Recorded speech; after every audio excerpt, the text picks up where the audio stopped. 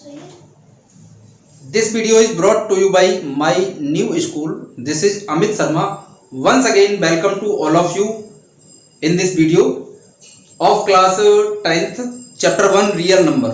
इससे पहले वाली वीडियो में हमने डिस्कस किया था कि रियल नंबर्स कौन कौन से होते हैं। Real number is the collection of rational and irrational number, जैसा कि हम डिस्कस कर चुके हैं।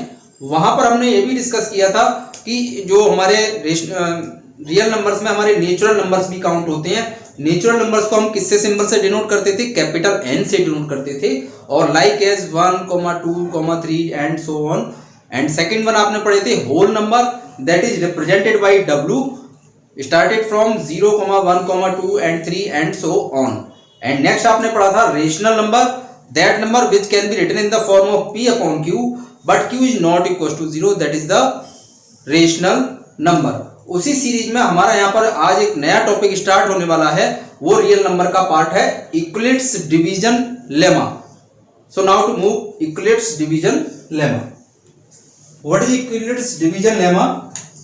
For a given positive integer, हमारे पास कोई एक पॉजिटिव इंटीजर है, वो हमें गिवन है a and b, there exist a unique whole number, there exist a unique whole number q and r satisfying relation a equals to bq plus r, in which r lies between 0 and b, but r is greater equal to 0 and less than b. That means हमारे पास दो integers given है named as a and b। कौन कौन से integer हैं? एक a है आपका, एक b है, दोनों हमारे पॉजिटिव इंटीजर हैं। उस कंडीशन में हमारे पास एग्जिस्ट करना चाहिए एक unique whole number, unique whole number. Whole number already भी defined, started from 0, 1, 2 and so on. ये लाई करना चाहिए। हमने सिलेक्ट कर लिया वो यूनिक नंबर कौन सा है, q है और r है। Satisfying this relation a equals to bq plus r, इस रिलेशन को वो सेटिस्फाई करना चाहिए, बट r की जो वैल्यू है वो 0 और b के बीच में लाई करनी चाहिए। दैट मीन्स r की वैल्यू 0 से बड़ी होगी या उसके बराबर होगी, that means greater equal to 0 होगी, बट b से छोटी होगी, मीन्स लेस देन b होगी। a equals to bq plus r, this is Euclid's division lemma. ये आपका यूक्लिड्स डिवीजन लेमा है। अब हम इसको एक जनरल वे में डिस्कस करते हैं। फॉर एग्जाम्पल, आपको एक नंबर दिया गया, उसको आपको डिवाइड करना है किसी नंबर से। Let the number B 16। 16 को आप 3 से आप डिवाइड कर रहे हो, तो ऑब्वियसली 3 5 जा 15 आएगा, और हमारे पास रिमाइंडर क्या रहेगा? 1। तो इसमें जो छोटे छोटे पार्ट्स थे जो ऑलरेडी आपको वेल नोन है, फिर भी मैं एक बार आपको डिस्कस कर रहा हूं, बता रहा हूं। 5 इज द कोशेंट, 5 को हम कोशेंट कहते थे। 1 जो लास्ट में आया डिवाइड करने के बाद वो आपका रिमाइंडर होता था। 3 आपका क्या होता था? डिवाइजर होता था। और 16 जो है वो क्या होता था? डिवाइडेंड होता था। ये आपने 8th में और 9th में भी पढ़ा है कि डिवाइडेंड इक्वल्स टू क्या होता है? Divisor into quotient plus remainder. तो यहाँ पर 16 को हम इस फॉर्म में लिख सकते हैं, 16 इक्वल्स टू 3 इंटू 5 प्लस 1, क्योंकि डिवाइडेंड आपका 16 है और डिवाइजर आपका 3 है और कोशेंट आपका 5 आया है और रिमाइंडर आपका 1 है। तो 16 को आप इस फॉर्म में लिख सकते हो। तो यहाँ पर ये किस फॉर्म में बन गया? a equals to bq plus r की फॉर्म में बन गया, a equals to bq plus r की फॉर्म में बन गया। तो यूक्लिड्स डिवीजन लेमा भी सेम इसी तरीके से है। किसी भी नंबर को आप इस तरीके से रिप्रेजेंट करेंगे लीनियर कॉम्बिनेशन में, that is called Euclid's division lemma. अब हम इस पर एक बेस्ड क्वेश्चन को सॉल्व करते हैं। एक्सरसाइज है आपकी 1.1 जो इस पर बेस्ड है। Question is use Euclid's division lemma, that means Euclid's division lemma का आपको यूज करना है, और so that cube of any positive integer, किसी भी पॉजिटिव इंटीजर का आपको क्यूब करना है, और वो इज ऑफ द फॉर्म, या तो 9m की फॉर्म में होना चाहिए, या 9m प्लस 1 की फॉर्म में होना चाहिए, या 9m प्लस 8 की फॉर्म में होना चाहिए। तो solution, first of all we let a be any positive integer. एक हमारे पास a है जो कि क्या है? पॉजिटिव इंटीजर है, और b को हमने लेट कर दिया है 3। Let us suppose that a be any positive integer and b equals to 3। अब हम इसको यूक्लिड्स डिवीजन लेमा में लिख रहे हैं। यहाँ पर लिखा था a equals to bq plus r, तो a इक्वल्स टू b की वैल्यू हमारे पास 3 है, तो b के प्लेस पर हमने क्या राइट डाउन कर दिया? 3 लिख दिया। q एज इट इज लिखा है, r एज इट इज लिखा है, comma q is greater equal to 0 वो तो क्लियर है, क्यू हमारा 0 से ग्रेटर इक्वल टू 0 ही होना चाहिए।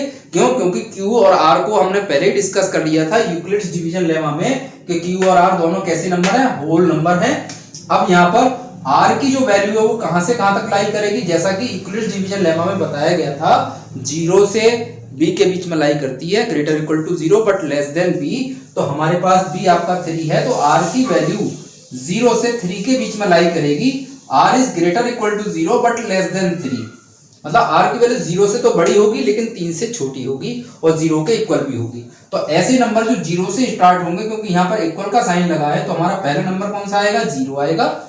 0 के बाद आपका 1 आएगा, 1 के बाद आपका 2 आएगा, 3 इसमें काउंट नहीं करेंगे क्योंकि यहाँ पर इक्वल का साइन नहीं है। ओके स्टूडेंट, तो इतना क्लियर हो गया। जो क्वेश्चन कर रहा है उसके अकॉर्डिंग हमने यूक्लिड्स डिवीजन लेमा की फॉर्म में a = 3q + r को लिख लिया। ये कोई सा भी एक पॉजिटिव इंटीजर हो सकता है। अब प्रूव आपको क्या करना है, प्रूव ये करना है कि इनका क्यूब जो होगा वो इन फॉर्म में आना चाहिए। तो क्यूब में आने से पहले हमारे पास r की जो वैल्यू है वो हम एक एक करके पुट करते हैं। लेट r = 0, सबसे पहले r = 0 के लिए आपका यहाँ पर जब आप r की वैल्यू 0 लगाओगे तो आपको मिलेगा a = 3q + 0 या a = only 3q। It is the first positive integer.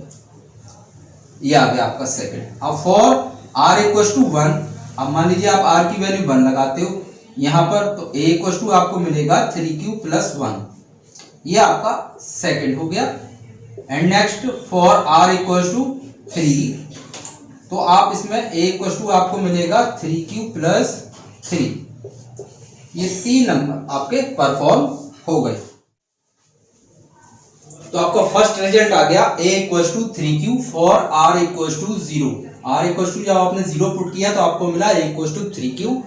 Now भी क्यूब ऑन बोथ साइड आपको क्या करना है, 3q का क्यूब कर दिया तो हमें मिल गया 27q raised to power 3। अब आप इसको लिख सकते हो 9 × 3q3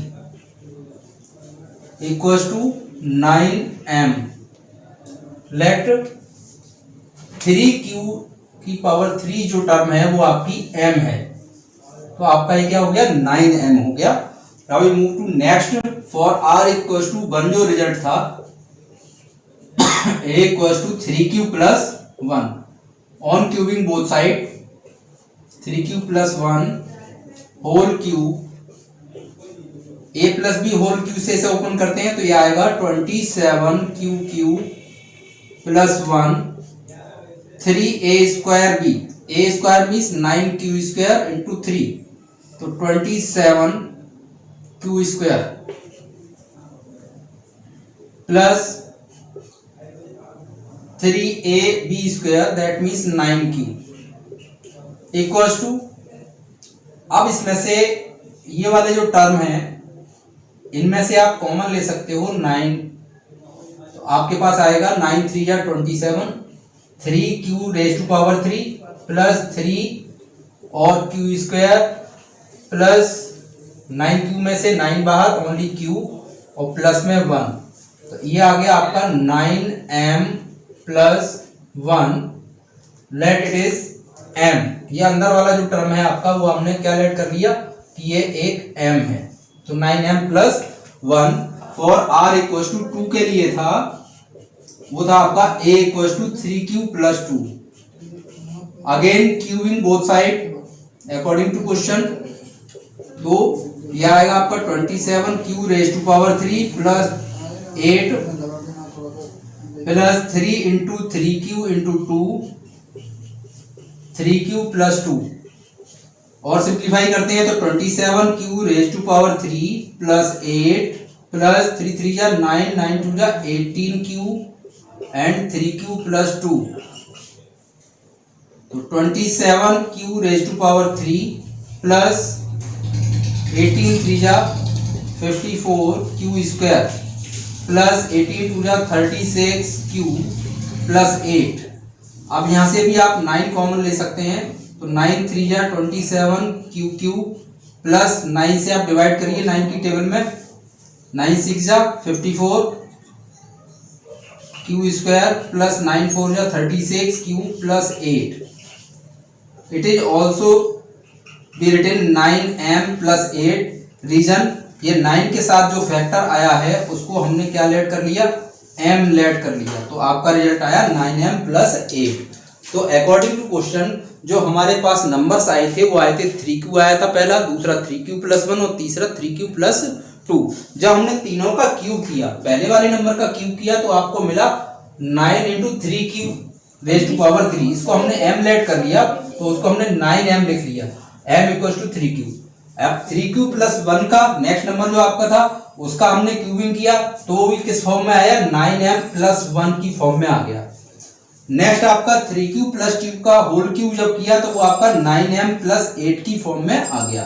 तो अकॉर्डिंग टू क्वेश्चन उसने ये कहा था cube of any positive integer is of the form 9m, 9m + 1, 9m + 8।